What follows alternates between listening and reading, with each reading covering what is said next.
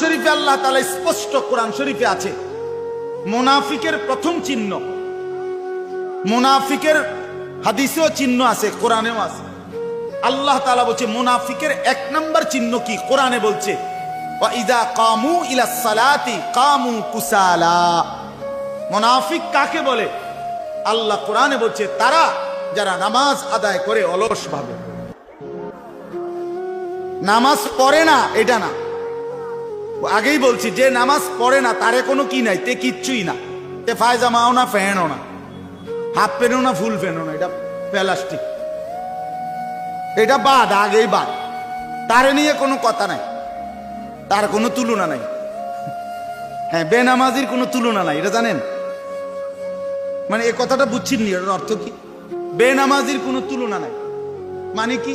মানে বেনামাজিকে কোনো জানোয়ারের সাথেও তুলনা দিলে ওই জানোয়ারকে অপমান করা। হ্যাঁ, এই জন্য আল্লাহ বলে দিছে বালহুম আদাল, বরং সে জানোয়ারের চাইতো নিকৃষ্ট। এই জন্য বেনামাজির কোনো তুলনা নাই। তারা ছাগল বললে ছাগল প্রতিবাদ করবে। মহান আল্লাহ কি কি কারণে আমার সাথে তারা তুলনা দিল কি লেগে? যদি এমন হইতো আমারও সেজদার যোগ্যতা দিছেন, তারেও দিছেন, কিন্তু আমিও দেই না, সেও দেয় না, তাইলে না মিল, কথা বুঝেন নাই?